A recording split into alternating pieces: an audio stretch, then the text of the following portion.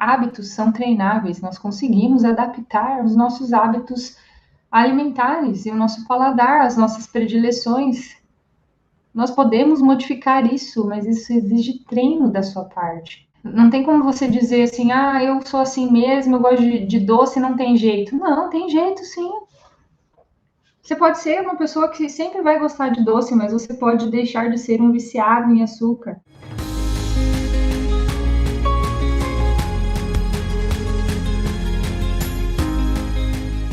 Seja muito bem-vindo, muito bem-vindo. Todas as terças e quintas eu faço live falando sobre estratégias que vão ajudar você que tem algum problema autoimune a ficar mais próximo da remissão, ou seja, deixar o seu problema inativo, silenciado, para ajudar você que está constantemente aí me fazendo pergunta nas redes sociais a compartilhar um pouco do meu conhecimento contigo, a ouvir sobre as dúvidas que vocês têm. Então, você que não me segue ainda no Instagram, Tarlis Fé Nutri, lá tem stories, então você pode interagir mais comigo através dos stories, tá? Ó, uma pergunta aqui que fizeram. Lactose é ruim mesmo para autoimune?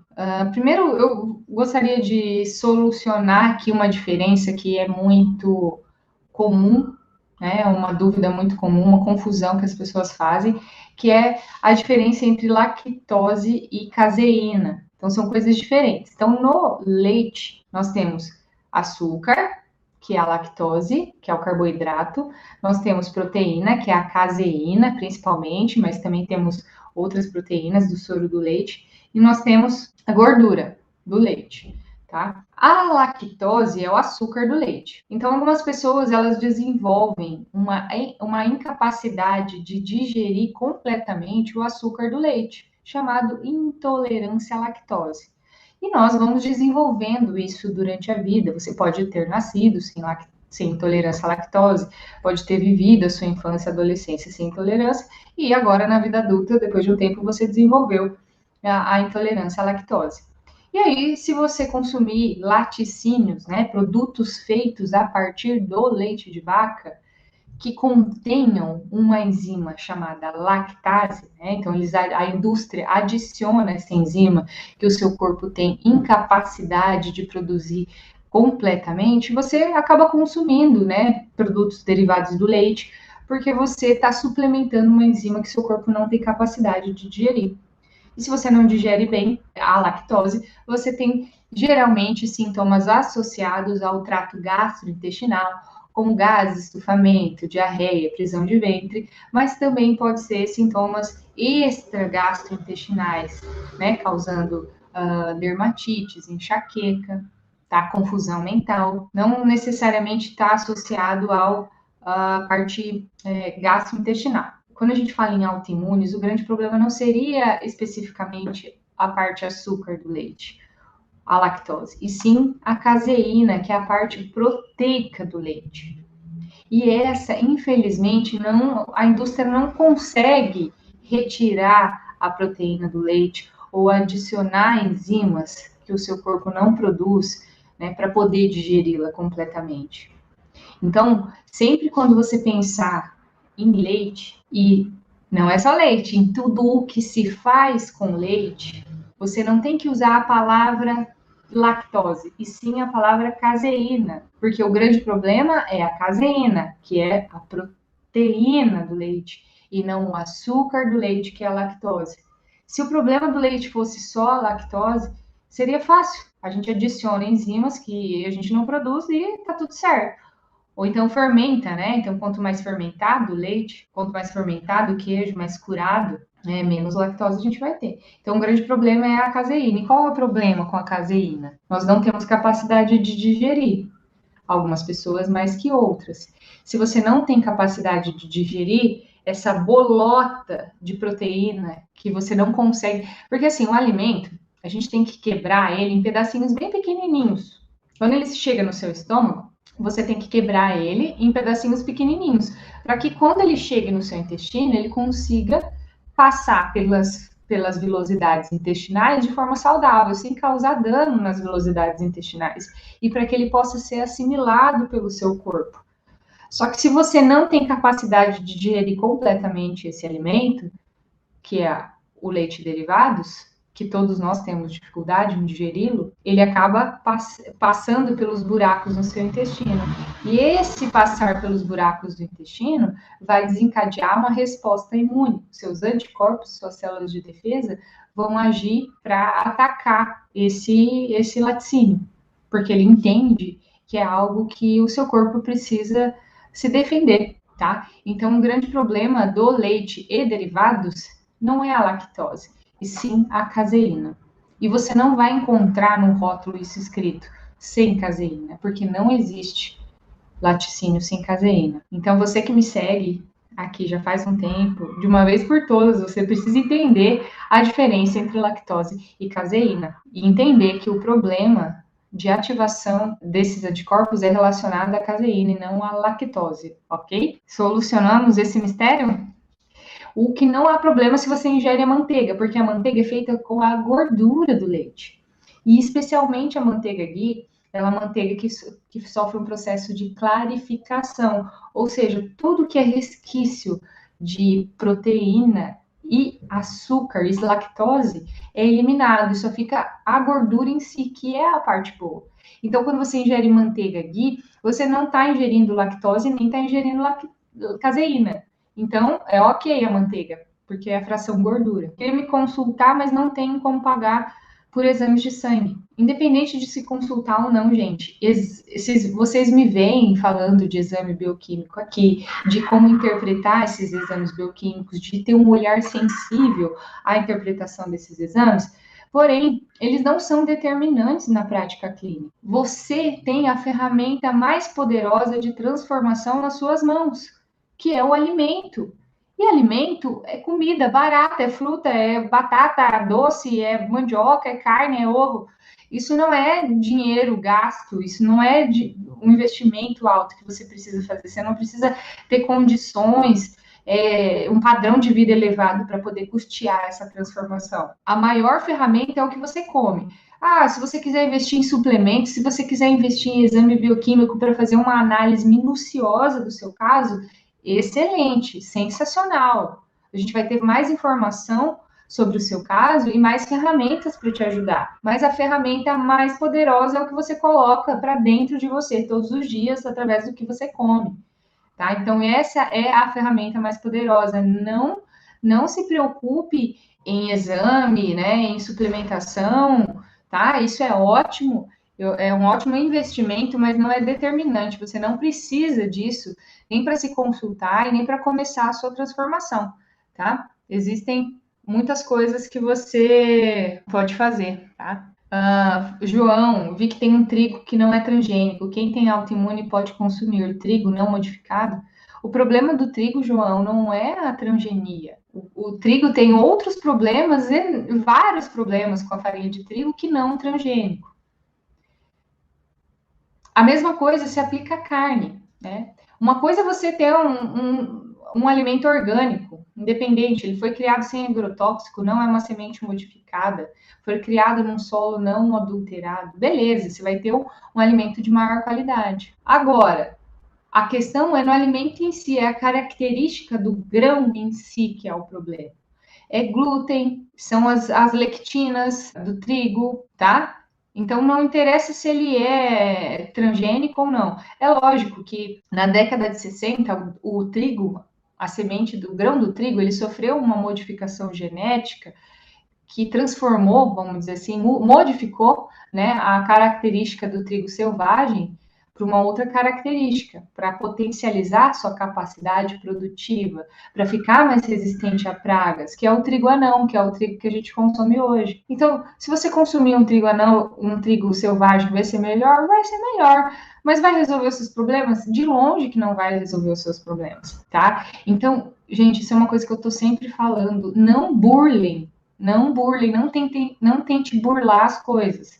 Tá? Não tô falando que você tá tentando burlar, tá, João? Mas eu vejo que os meus pacientes e os meus alunos, principalmente do Projeto Remissão, que tem mais resultados, eles não fazem só o que eu tô pedindo, eles fazem além do que eu tô pedindo. E ao fazer, quem faz além do que eu tô pedindo, tem resultado, tá? Então, não adianta, você vai ter que passar por um período que é mais restritivo, não tem como fugir disso. E depois que você atingiu a remissão, ou que você atingiu um estágio próximo à remissão, que é estar equilibrado, que é estar com a doença controlada, aí sim você vai poder introduzir outras coisas. Mas antes disso, o seu sistema imunológico está ativo, ele está atirando para tudo quanto é lado. E o grande objetivo da alimentação autoimune é conter essa gama de anticorpos, é conter esse sistema imune que tá louco atirando para todo lado, tá? Então, um dos objetivos é esse, não é o único. Assim como conter a resposta inflamatória, assim como trabalhar a modulação intestinal, porque esses 3 fatores estão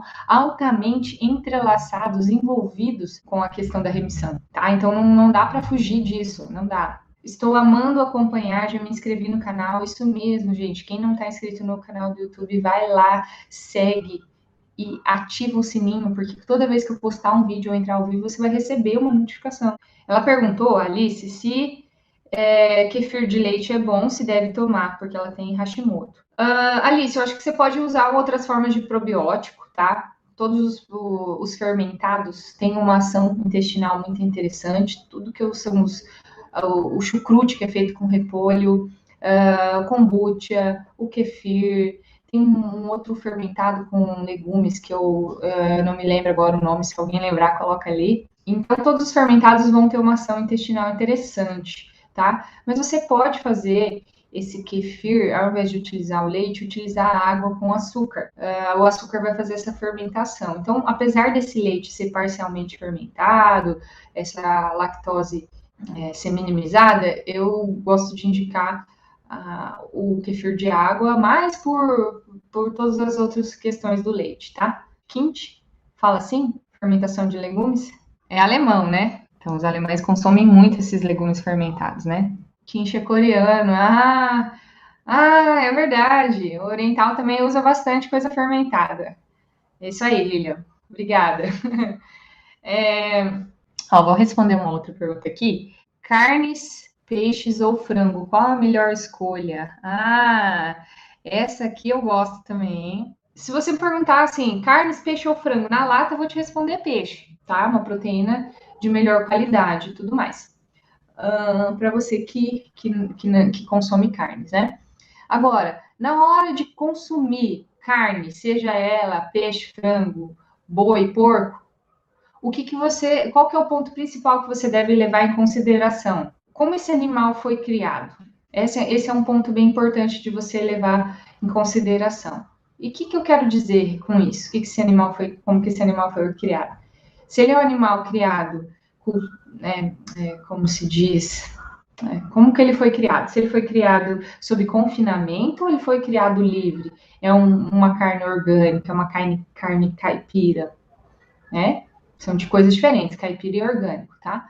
Mas tudo que você conseguir, tudo que você utilizar de produtos de origem, a qualidade, como esse animal foi criado, vai interferir na carne e nos subprodutos dele, né? Não só a parte de estresse que o animal passa, né? Então imagine você ser criada num barracão de frango com luz, com um espacinho minúsculo para você viver, com luz o tempo inteiro, mostrando que você tem que comer, comer, comer, comer.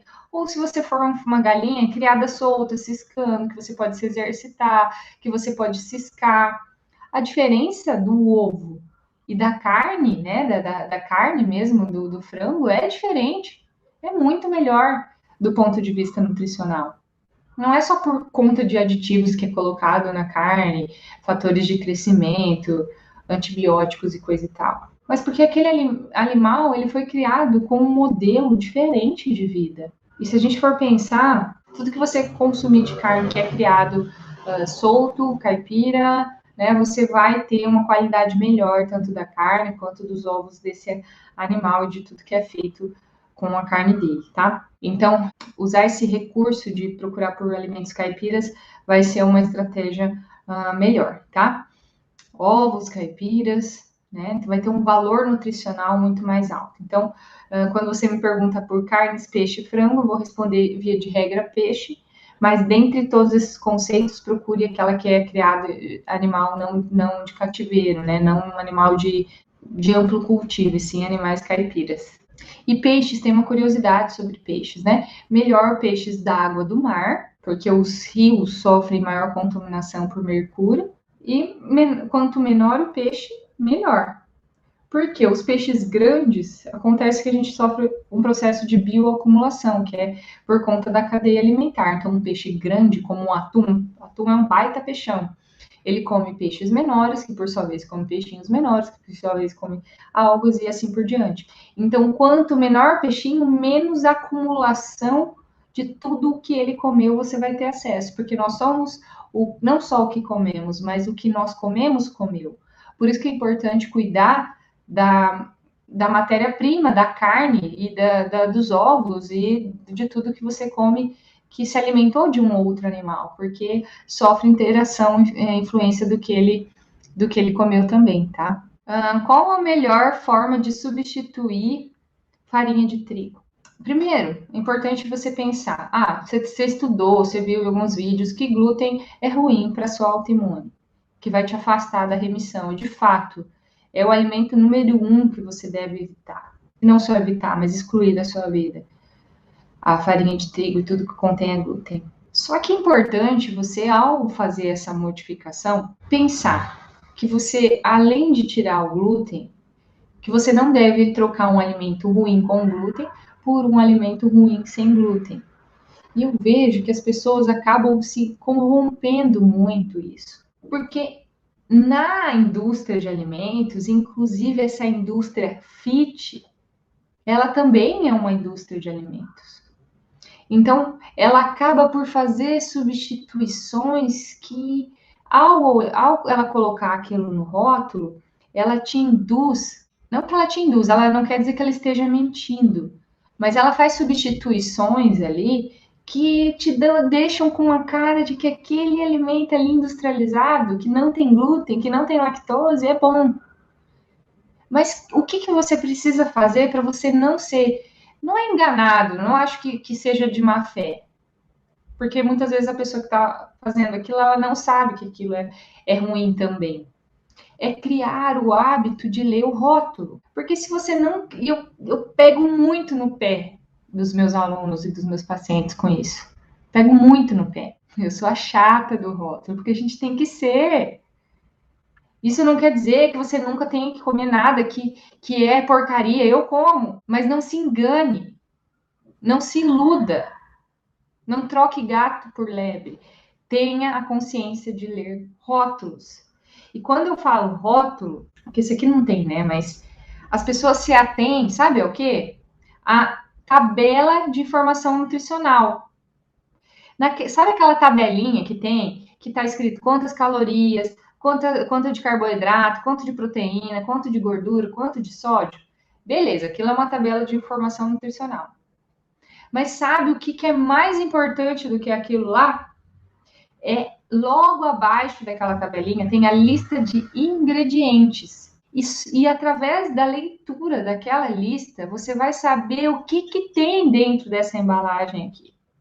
Porque se você não lê aquela embalagem, você vai ser vendido, você vai ser, ou melhor, você vai ser comprado pelo rótulo. E no rótulo, pode escrever o que quiser. Não estou mentindo se eu escrever que é sem glúten, que é sem lactose. Não é uma mentira. Ok, mas o que tem aqui? Eu quero saber o que tem aqui. Então você tem que ler, você tem que ler. E quando você vê, e você não precisa ser profissional de saúde, nutricionista para isso. É lógico que você não vai saber o que é tudo aquilo. Eu também não sei o que é tudo aquilo. Quem sabe é o engenheiro de alimentos, que foi quem estudou para colocar aquilo ali dentro do pacotinho de forma que ficasse gostoso, fofinho ou crocante, que não mofasse, que conservasse, que ficasse cheiroso. Tudo isso quem faz é a indústria de alimentos, é um engenheiro de alimentos por trás disso. Você tem que ler. E quando você vê que tem muita letrinha, siglazinha, nomes que você não sabe o que é, eu já te digo que com muita, não certeza, mas você vai ter 90% de chance disso não ser algo bom, porque você não sabe o que é. Não é alimento. Comida tem nome de comida, batata doce, ovo, né? Ou então farinha de trigo, farinha de arroz, isso você sabe o que é. Farinha de amêndoas. Agora, quando tem lá lectina de soja, óleo de palma, edulcorante, acesulfame, conservante, estabilizante, letrinhas que eles substituem às vezes por nomes por siglas, ENS, ISS 1780, pode saber que é um produto que está recarregado de aditivos. Então, é isso que você tem que se atentar num rótulo. Comece a criar esse hábito. Se você não sabe o que é, você pode, sozinho, sendo leigo, identificar o que tem ali dentro desse rótulo que você está comendo. Então, não troque um produto ruim de trigo com glúten por um produto ruim sem glúten. Você pode consumir um bolinho sem glúten cheio de aditivo, cheio de corante, cheio de adoçante, tá? Então, você precisa adquirir essa consciência, isso só você pode fazer por você. Porque não tem como você ficar a vida inteira mandando rótulo para um nutricionista ver se tá bom ou não tá.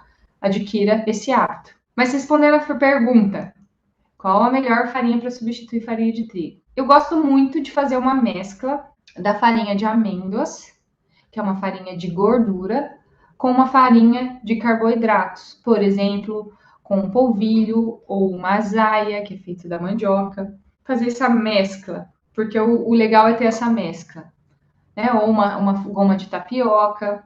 Então você vai ter os dois estímulos, a gordura e o carboidrato, para substituir essa liga da farinha de trigo. Exatamente na mesma consistência que o trigo? Não, vai ficar, porque é justamente o glúten que faz essa massa expandir, ficar fofinha. E é justamente isso que faz mal com o trigo. Então, querer aproximar muito isso não vai dar certo, tá? Então, faz um pãozinho aqui na minha rede social, eu coloquei a receita de um pãozinho de batata doce com alho, ele é feito de batata doce, farinha de amêndoas e farinha e polvilho e alho. Fica um pãozinho muito saboroso. Então você pode pegar receitas convencionais à base de trigo e trocar por farinhas sem glúten. A farinha de arroz eu não sou muito fã, porque primeiro porque o arroz tem lectinas, segundo porque é uma farinha pobre nutricionalmente. Ela não tem glúten, mas ela não tem nada que agregue na sua nutrição, tá? Então não é que você não pode utilizar nada de farinha de arroz, mas utilize uma farinha misturada ali, coloca uma de amêndoas para ter um baixo índice, um índice glicêmico mais moderado, porque se for só arroz, você vai dar uma carga de carboidratos lá em cima. Isso vai estimular muito a sua insulina. Todas as vezes que você estimula demais a sua insulina, que você faz esses picos de insulina, você está estimulando uma série de cascatas, de mecanismos inflamatórios dentro de você que vão te dificultar a remissão. Se você dá pico de insulina, se você está estimulando substâncias inflamatórias, você tá se afastando da remissão. Aí, outra pergunta bem comum aqui é: açúcar ou adoçante? Nunca sei qual é o menos pior. Realmente, quem fez essa pergunta também é bem constante, né? A pessoa tem muita dúvida. E a pessoa perguntou certo, né? Qual é o menos pior? Porque realmente não existe uma melhor opção, existe a opção menos pior. Quem tá aí no meu YouTube tem uma live só sobre açúcar e adoçantes inteira falando sobre os prós e os contras, tá? Então, assim, desde que você saiba utilizar o açúcar com moderação, não vai ser um problema. E o que é o açúcar com moderação? É usar um pouquinho todo dia no seu cafezinho? Não, é usar de vez em quando. Só que se você acostuma a utilizar adoçantes, independente se são adoçantes artificiais ou naturais, o fato de você utilizar adoçantes naturais, a palavra natural não quer dizer que não faça mal e que faça bem. Porque adoçantes artificiais, aspartame, ciclamato, sacarina, isso aí, eu nem perco mais meu tempo falando, isso aí já tá mais do que cansativo de falar sobre isso. Agora, o problema é só que as pessoas acham que os adoçantes naturais são tudo bem, né? Xilitol, eritritol, estévia, né? É natural, então pode consumir. Não é bem assim. Então, assim, a ideia é que você dessensibilize o seu paladar de forma que as suas papilas gustativas sintam como adequado o sabor natural das coisas. Um chá, um café, uma fruta, né? Não tem que ser fruta super doce, super madura para você gostar. Seu paladar está educado. É lógico que, pense, o nosso primeiro contato com o alimento é com o leite materno. E o leite materno, ele tem uma característica adocicada. Eu não lembro o gosto que o leite da minha mãe tinha, mas eu sei que era adocicado, tá? Leite tem uma característica adocicada, né? Tanto é que quando a gente tira a criança, né, do peito e vai dar comida para ela, qual que é a comida que ela mais aceita? Comida doce ou comida salgada? Geralmente comida doce. Fruta, coisinha doce. E não comida salgada. Quando você vai dar comida salgada para uma criança que está começando a comer, você faz a orientação é dar até com sal, sem sal ou pouquíssimo sal, porque o paladar dela não está acostumado com aquela coisa salgada. A gente tem predileção por coisas doces, porque foi o nosso principal contato, nosso primeiro contato foi com doce, não foi com salgado. Então é natural que a gente goste mais de coisas adocicadas. Só que ao longo da vida você foi obstruindo, você foi se viciando em açúcar e em coisas doces. Sua língua tem receptor para sabor doce, mas tem receptor para sabor salgado, para sabor umami, para sabor azedo. Vê se uma pessoa que é doceira gosta de coisa amarga. Ela faz cara feia. Detesto coisa amarga. De amarga já basta a vida, né? A gente ouve assim. Então, não, João, não tem nada a ver. Se foi amamentado, você não foi amamentado com leite da sua mãe, mas você foi amamentado com algum leite. Você não nasceu e foi comer papinha salgada, tá? Ao longo da vida você pode preferir coisas salgadas, mas a princípio nós preferimos coisas doces, tá? A pessoa que gosta de coisa doce, ela quer comer fruta muito doce, coisas adocicadas, tem preferência por coisas adocicadas. Então, qual que é a estratégia? Utilizar coisas amargas e azedas para estimular esse paladar e parar de consumir adoçante, porque se você não para de consumir adoçante, você está sempre mandando informação de doce para sua língua e para o seu cérebro. E aí você vai sempre querer coisa adocicada. E com o tempo você está passando de 3 gotinhas de adoçante no seu cafezinho para 2, 3 esguichadas de adoçante no seu café. Então a ideia é de sensibilizar o seu corpo, o seu paladar, para que você goste de coisas não tão doces. E aí, quando você for comer algo doce, vou fazer um bolo aqui de vez em quando, você vai usar um açúcar de coco, um açúcar demerara, em pouca quantidade. E você vai comer uma pequena quantidade de bolo. E nessa pequena quantidade de bolo vai ter uma pequena quantidade de açúcar, que não vai ser um problema, porque não está presente no seu dia a dia. Agora, se você tem que consumir açúcar todo dia, se você tem que consumir adoçante todo dia e sua dieta é rica em carboidratos, você não vai conseguir comer só um pedacinho de bolo e nem que esse bolo seja levemente adocicado, né? A Fátima falou, não usa açúcar nem adoçante, aprendi a tomar café sem açúcar. São coisas que a gente se habitua, né? Eu também tomava meu café com açúcar. E eu achava que eu gostava de café. E depois você vê que você gosta do sabor doce, tá? Então, hábitos são treináveis. Nós conseguimos adaptar os nossos hábitos alimentares e o nosso paladar, as nossas predileções. Nós podemos modificar isso, mas isso exige treino da sua parte. Não tem como você dizer assim, eu sou assim mesmo, eu gosto de doce, não tem jeito. Não, tem jeito sim. Você pode ser uma pessoa que sempre vai gostar de doce, mas você pode deixar de ser um viciado em açúcar. Isso é treinável. E aí uma dica para você que quer tirar, eu acho que o grande empecilho é sempre o café, para quem gosta de café. Tá? Mas uma dica para você tirar o açúcar do seu cafezinho, para se adaptar. Primeiro é ter um bom pó de café. Porque se você toma, eu falo cafezinho de licitação, né? Você trabalha lá na prefeitura da sua cidade. O cafezinho que é servido lá é o cafezinho que a licitação ganhou. E geralmente esse café é ruim, é de má qualidade. E é terrível o sabor daquele café. Imagine falar para você tomar um café ruim sem açúcar ainda, né? Então você precisa de um café de qualidade, uma qualidade intermediária. Então comece a testar pós de café de melhor qualidade, de 1 grão melhor. Leve para o trabalho a sua garrafinha separada, se não tem no seu trabalho. No meu trabalho já fazem com açúcar, então tome com açúcar. Faz e leva de casa. Simples assim. Comece por um pó bom. Qual pó? Vai testando. Compre uma marca boa do mercado.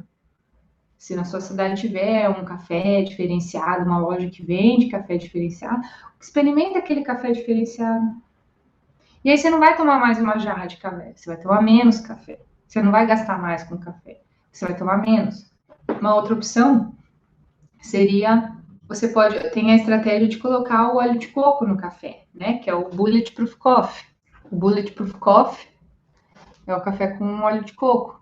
Ah, mas óleo de coco no café? É, óleo de coco no café. O óleo de coco é levemente adocicado. Então, ele não vai adoçar, mas ele vai tirar o amargor do café. E se você faz jejum intermitente, excelente. Você não está consumindo carboidratos. Aí lá pelo meio da manhã, você vai tomar o seu cafezinho com uma colher de cafezinho de óleo de coco. Vai te ajudar a segurar aquele jejum por mais tempo. É gordura altamente energética. E com o tempo, você vai sensibilizando o seu paladar. E com o tempo, você vai conseguir tomar o café sem açúcar, sem nada. Sem óleo de coco, sem nada. Porque você preparou o seu paladar. Tá? Então, eu entendo que você que não toma nada, né, que sempre toma doce, e do doce para o zero é desafiador. Então, faça um intermediário, faça um óleo de coco, a canela, né, Lauri? Canela também levemente adocicada, um pauzinho de canela no café ou uma pitadinha de canela no café, né? Ajuda. Só não pode tomar demais, tá, Fátima e Lauri? Só não é para ficar mamando no óleo de coco, não, tá? Porque o óleo de coco tem gordura saturada e em excesso vai favorecer o acúmulo de gordura e também vias inflamatórias, então é moderado, tá? A Fátima, no meu trabalho, café sem açúcar. A diretora usa adoçante, o resto coloca açúcar. É professora, né, Fátima? Sala de professores é a orgia alimentar descrita. Então experimenta, quero ver amanhã cedo você provando seu café com óleo de coco. E aí você me diz. Fabrícia, jejum intermitente ajuda na desbiose? Ajuda na hiperpermeabilidade intestinal, porque você está parando de colocar comida o tempo inteiro em cima de um intestino que está esburacado. Então, você ajuda na reparação desse intestino, porque você está dando um tempo para ele. A gente precisa dar um tempo para o nosso corpo. Se você come o tempo inteiro, você está exigindo funções que o seu corpo trabalha o tempo inteiro. Mastigação, digestão, produção de enzimas, assimilação. Nossa, é um trabalho digerir um alimento que você não imagina. O tanto de funções e recursos que o seu corpo utiliza para digerir, assimilar, absorver, excretar, fazer virar cocô. É um trabalhão danado. Então, ficar mais tempo sem comer faz com que você dê menos trabalho para o seu corpo. Faz com que ele estimule vias anti-inflamatórias, de biogênese mitocondrial, que são as nossas organelas da vida, que são as nossas produtoras de energia. O jejum é bom para isso. Então, é dar menos trabalho para o seu corpo. Isso se você come coisa boa. Imagine você o trabalho que você dá para o seu corpo quando você ainda não come coisa boa, quando você come coisa ruim, quando você come sintético, quando você come substâncias que seu corpo não entende como alimento. Além de dar mais trabalho para ele, você não está dando substrato para ele trabalhar. É igual você ter um funcionário ou ser um funcionário e o seu patrão exigir que você faça um trabalho, mas ele não te dá ferramentas para fazer essa função. Ele cobra de você, mas não te dá ferramentas para você poder trabalhar. Com as funções digestivas, é exatamente assim. Você empurra uma coisa para dentro de você e fala, se vira. Mas você não dá ferramentas para que seu corpo consiga fazer isso.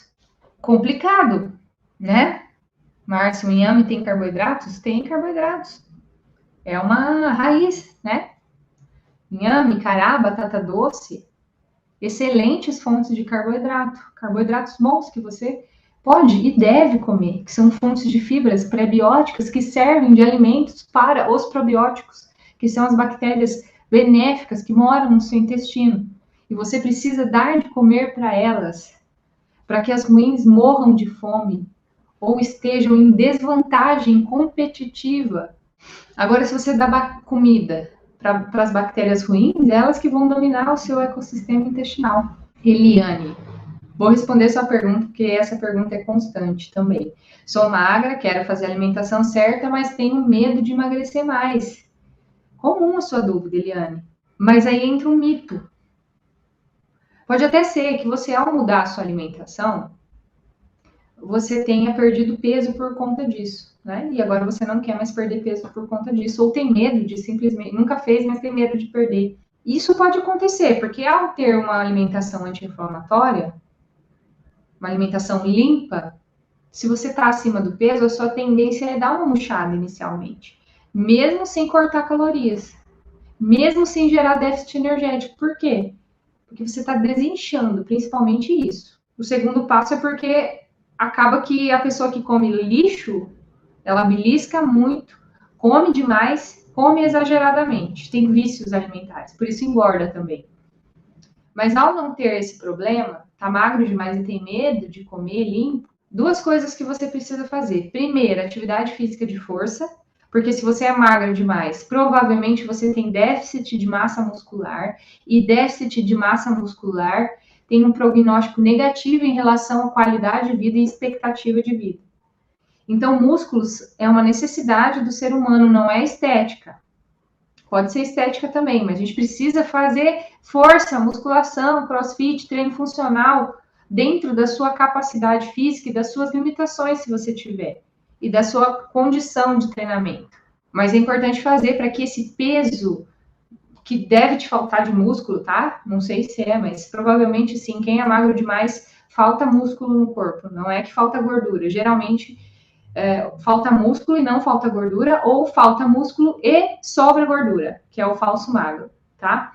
Aquela pessoa que de roupa você vê que é magra, de sem roupa você vê que tá sobrando gordura. Esse é o falso magro. Então você precisa de treinamento de força, tá? Até porque a atividade física vai ajudar numa série de modulações de mecanismos inflamatórios, vai ajudar muito na sua na questão emocional, tá? Mas fora isso, da questão alimentar, o que é importante você fazer? Ingerir mais gorduras boas. Cada grama de gordura tem 9 quilocalorias. Cada grama de proteína e de carboidrato tem 4. Metade. Menos da metade. Então, se você é magro demais, você tem que ingerir mais gorduras, porque elas são mais energéticas, mais calóricas. Então, você não vai fazer um pratão de batata doce, porque o carboidrato demais vai ser ruim para você, vai estimular também vias inflamatórias. Então, você vai fazer um prato, você vai regar a sua salada no azeite, vai picar um abacate junto, que é gordura. Seu lanche da tarde, você pode até consumir uma fruta normal, mas como um pedaço de coco, que também é uma fruta gordurosa. Castanhas, amêndoas, nozes, macadames, gordura. No seu cafezinho, coloca óleo de coco, gordura. Fora as outras coisas, né? Você pode comer mais carboidrato, porque se você é mais magro, você tem um metabolismo mais rápido. E aí você pode comer mais carboidrato, né? Principalmente as tubérculos, né? Cará, inhame, batata doce. Tubérculos sempre melhor do que cereais, né? Que é arroz, quinoa, amaranto, feijão, sempre melhor, tá? Se você tá magro demais, você pode e deve fazer uma alimentação correta.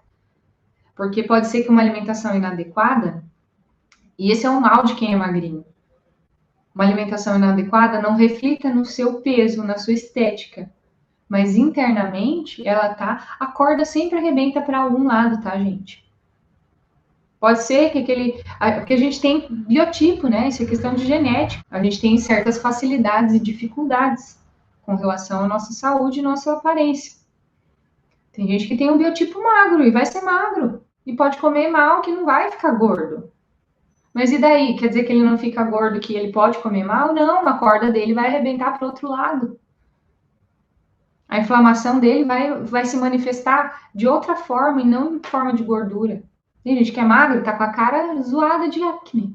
Renite, sinusite, intestino com desbiose, hiperpermeabilidade, enxaqueca, falta de concentração, síndrome das pernas inquietas, insônia, depressão, vários sintomas inflamatórios. Mas não fica gordo, não fica. Pode ser que você coma o que você quiser, você não vai engordar. Sua genética não é favorável para ganho de peso, mas para algum lado vai arrebentar, tá? Então, precisa cuidar disso também, tá bom? Então, fiquem sempre atentos, aperte o sininho e ative as notificações, tá bom? Um grande abraço, fiquem com Deus e até a próxima!